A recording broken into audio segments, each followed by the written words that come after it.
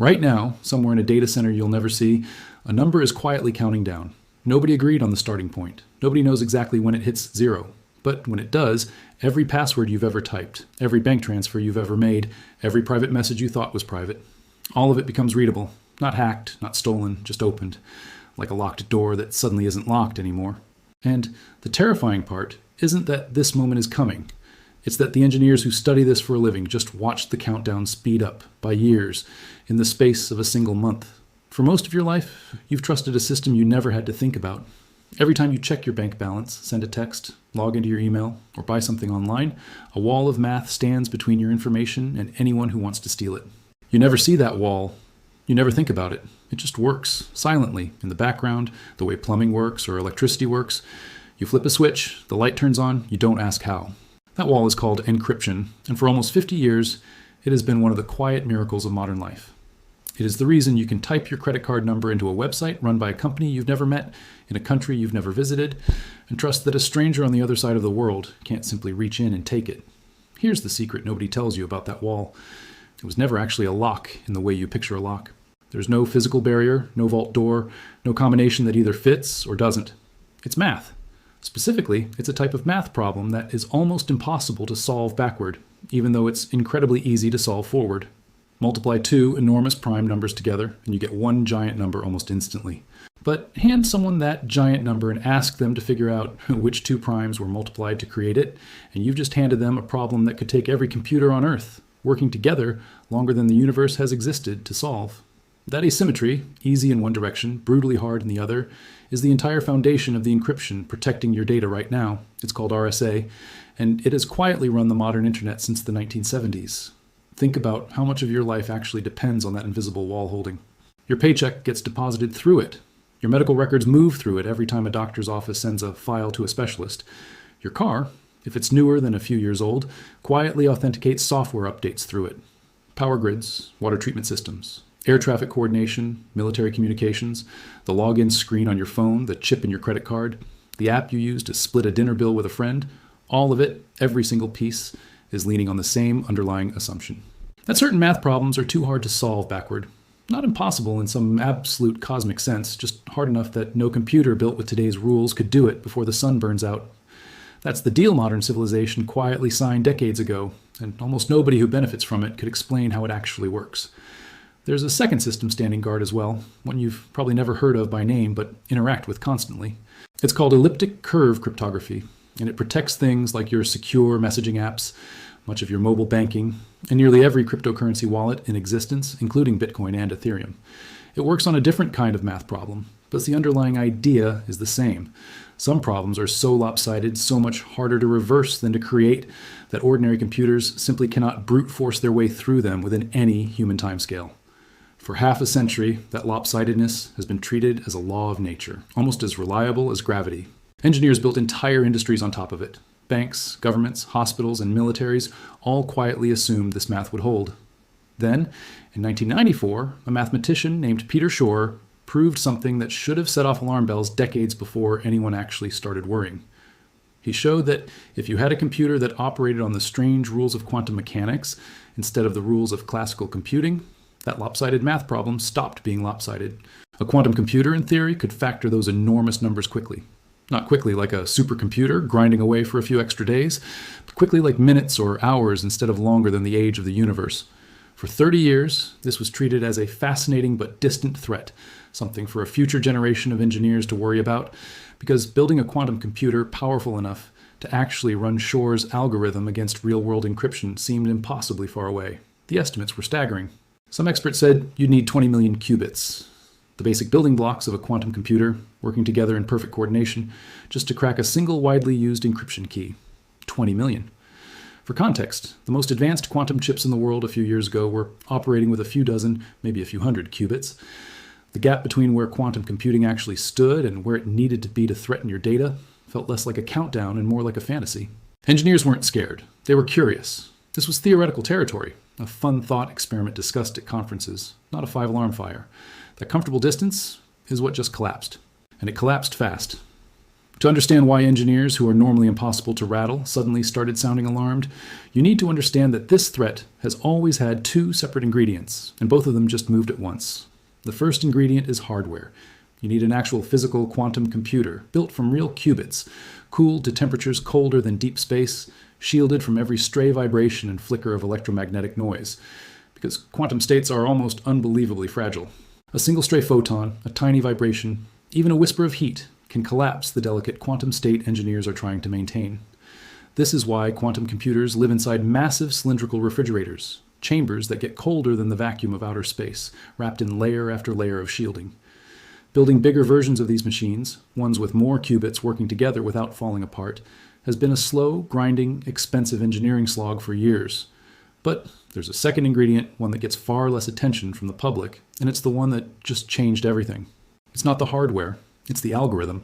It's the software side cleverness of figuring out how to use fewer qubits more efficiently to achieve the same devastating result.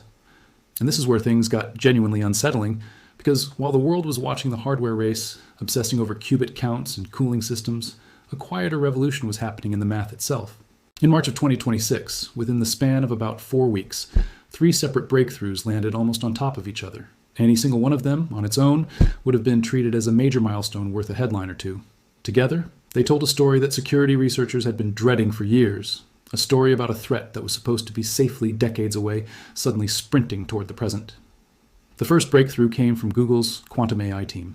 They published a detailed study focused specifically on elliptic curve cryptography, the system protecting cryptocurrencies, and a huge portion of secure mobile communication.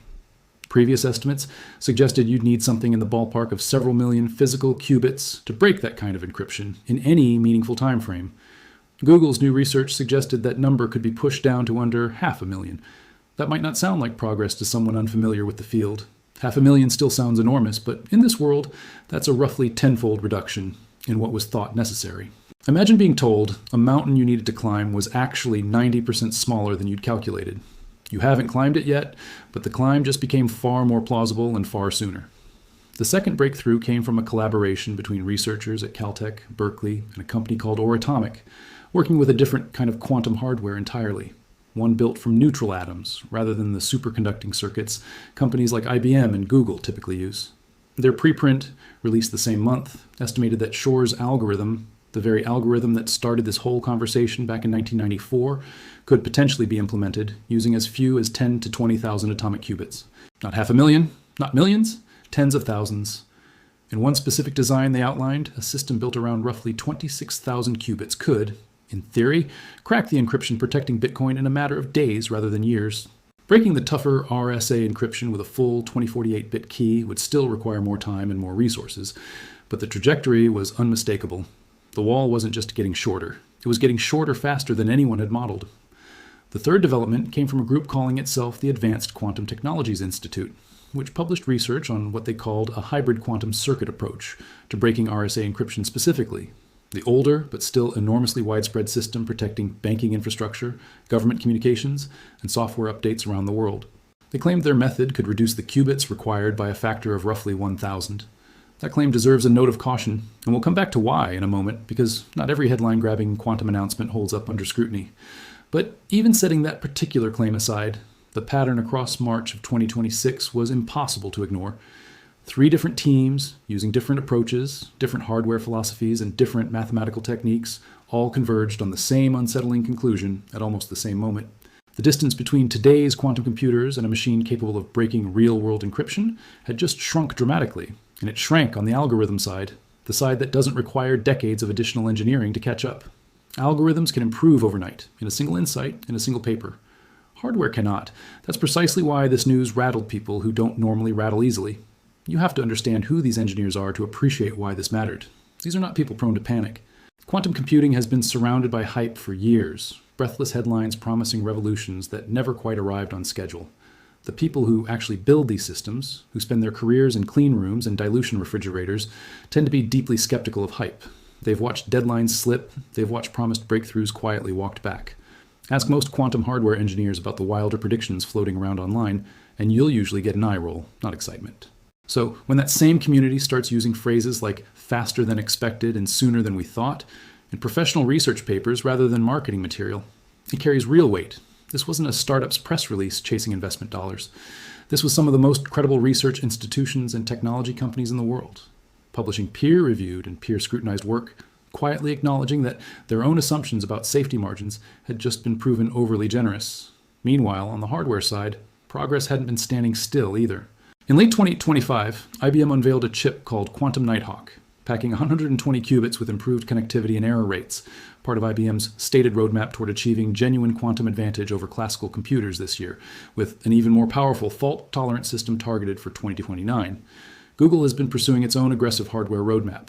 A company called PsiQuantum is betting on an entirely different approach, using particles of light instead of the superconducting circuits or trapped atoms that dominate most of the field, paired with manufacturing techniques borrowed from the traditional chip industry, in hopes of scaling up faster than competitors relying on more exotic fabrication methods.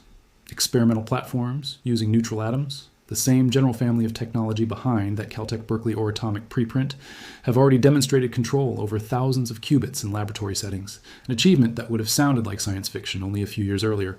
Even national governments have entered the race directly, pouring billions into domestic quantum programs, treating qubit counts the way an earlier generation treated missile counts, as a marker of technological and strategic dominance. China, the European Union, and the United States have all designated quantum computing a matter of national competitiveness, not merely scientific curiosity, which tells you something about how seriously the people with the most access to classified threat assessments are taking this. When governments start funding a technology at that scale, it's rarely because they think it's decades away from mattering. So picture the full shape of what happened. For years, the hardware side crawled forward, slowly, expensively, one painstaking qubit at a time. Meanwhile, the algorithm side sat mostly untouched, a comfortable buffer everyone assumed would keep the real threat safely over the horizon. Then, almost simultaneously, both sides moved. The hardware kept climbing, chip after chip, qubit count after qubit count. And the algorithms, the clever mathematical shortcuts nobody was watching quite as closely, suddenly leapt forward too, shrinking the target from something impossibly distant into something merely very difficult. Two slow-moving trends collided into one fast-moving one. And the engineers who track this field for a living watched the safety margin they'd been counting on for decades evaporate in a matter of weeks. Now here's the part that turns this from an interesting technical story into something that should genuinely concern you, whether or not you understand a single line of the underlying mathematics. It's a concept security researchers call harvest now, decrypt later. The idea is unsettling in its simplicity. An attacker, whether that's a criminal organization or a nation-state intelligence agency, doesn't need a working quantum computer today to steal your data today. All they need to do is intercept and store encrypted information now, sitting on massive archives of scrambled data that looks like meaningless noise, patiently waiting. Because encrypted data doesn't expire, it just sits there, locked, until the day someone builds a key capable of opening it. And if that day arrives, whether it's 5 years from now or 15, everything harvested today, medical records, financial histories, government communications, private messages, becomes instantly readable all at once. It's less like a bank robbery and more like someone burying a time capsule filled with your secrets, set to unlock itself the moment quantum computing catches up. The information being stolen right now, silently, in encrypted form, isn't the danger yet. It's the danger later, whenever later turns out to be. And thanks to the events of March 2026, later just moved significantly closer. This is precisely why security agencies and standards bodies aren't waiting around for a working code-breaking quantum computer to actually exist before reacting. In the United States, the National Institute of Standards and Technology has been developing what's called post-quantum cryptography, new encryption methods built on entirely different mathematical foundations, ones believed to be resistant even to a fully realized quantum attack. These aren't small tweaks to existing systems. They're fundamentally new approaches, and NIST has already finalized several of these standards, with a target of completing a broad migration across government and industry systems by 2035. Australia's Cybersecurity Authority has issued similarly urgent guidance, pushing organizations to begin transitioning by 2030, 5 years sooner. Technology companies are already moving. Google, Chrome, and Cloudflare have begun rolling out post-quantum protections in certain protocols, quietly future-proofing pieces of the infrastructure that keeps your everyday browsing secure, often without users ever noticing the change happening underneath them. The new mathematical foundations being adopted don't rely on factoring large numbers or elliptic curves at all. Some are built on something called lattice-based cryptography, which leans on the difficulty of finding specific patterns in extremely high-dimensional geometric structures, a problem that, as far as anyone currently knows, remains just as brutal for a quantum computer as it is for a classical one. Others rely on hash-based signatures, an older and more conservative approach that trades some efficiency for a level of mathematical trust that's been battle-tested for decades. NIST has already finalized a handful of these as official standards, giving developers and companies concrete blueprints to start building toward, rather than vague promises of safety sometime in the future. Before you spiral into imagining criminals reading your bank statements next week, it's worth pausing on an important and genuinely reassuring caveat. As of right now, no quantum computer on Earth can actually break real-world encryption. Not RSA 2048, the strength typically used to protect serious financial and government systems. Not the elliptic curve cryptography securing your cryptocurrency wallet. Everything described in those March 2026 papers represents projections, estimates, and theoretical designs, not machines that currently exist and currently threaten your accounts. This distinction matters enormously, and it's one that got blurred in an earlier, similar wave of alarm back in 2024, when researchers in Shanghai claimed to have used a quantum computer to crack RSA encryption. Headlines exploded overnight, warning that the unbreakable had been broken. But once actual cryptography experts examined the claim carefully, the story fell apart under scrutiny. What had actually happened was a small, carefully chosen integer being factored in a controlled academic demonstration, nowhere close to the real-world strength used to protect an actual bank account or government server. One expert described it plainly, calling it an incremental step rather than the paradigm-shifting breakthrough the headlines implied. Another noted it was a genuine technical milestone, sure, but a world away from threatening the encryption protecting military or financial systems in practice. That earlier episode is a useful reminder to hold on to right now.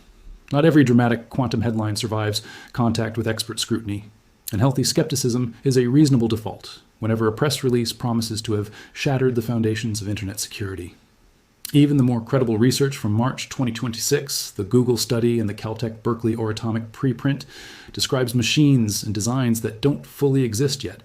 Building a quantum computer with even 500,000 stable, error-corrected, perfectly coordinated qubits remains an enormous, unsolved engineering challenge, one that could genuinely take years, yet possibly into the next decade, to fully realize. So no, this isn't a story about your data being unlocked tomorrow morning. But it's also not a story you can afford to shrug off, because the entire trajectory of this field over the last several years has been one of consistent, repeated compression. Estimates that once felt safely distant keep getting revised closer. 20 million qubits became several million. Several million became under 500,000, and in some of the more aggressive research, under 500,000 became tens of thousands. Every single revision points in the same direction, and none of them point toward more time. This is precisely why the response from serious institutions has shifted from casual monitoring to active urgency. It's not because anyone believes an attack is imminent this year or even this decade with certainty. It's because migrating an entire global digital infrastructure away from encryption standards that have been in place for 50 years is an enormous, slow-moving undertaking on its own, independent of when the quantum threat fully materializes. Replacing cryptographic systems embedded in banking networks, government databases, medical record systems, software update mechanisms, and billions of individual devices doesn't happen overnight, even under ideal conditions. It takes years of careful, coordinated engineering, which means the actual race isn't simply quantum computers against current encryption, it's the migration to quantum-resistant encryption, against the shrinking timeline for when that older encryption becomes vulnerable. And after March 2026, a lot of very serious, very sober people started worrying that the second clock might be moving faster than the first one. There's a phrase security professionals use for this kind of readiness, and it's worth knowing because you'll likely hear it more often in the coming years. It's called crypto agility, the ability of a system, a company, or an entire industry to swap out its underlying cryptographic methods relatively quickly and painlessly when a new standard becomes necessary, rather than being permanently locked into whatever encryption happened to be in place when the system was first built. Organizations that build this kind of flexibility into their infrastructure now, before it's urgently needed, will be far better positioned than those still relying on encryption schemes originally designed in an era when quantum computing was pure science fiction. This is, in many ways, the quiet, unglamorous work happening behind the scenes right now. Engineers and security teams inventorying every place their organizations use vulnerable cryptography, prioritizing systems that protect long-lived sensitive information, and building in the flexibility to adapt as post-quantum standards continue to mature. You might be wondering, at this point, whether there's anything an ordinary person, someone who isn't running a bank or a government agency, can actually do about any of this. The honest answer is that most of the heavy lifting has to happen at the infrastructure level, inside the companies and institutions that manage your data, not inside your own browser settings. You can't personally install post-quantum cryptography on your bank's servers.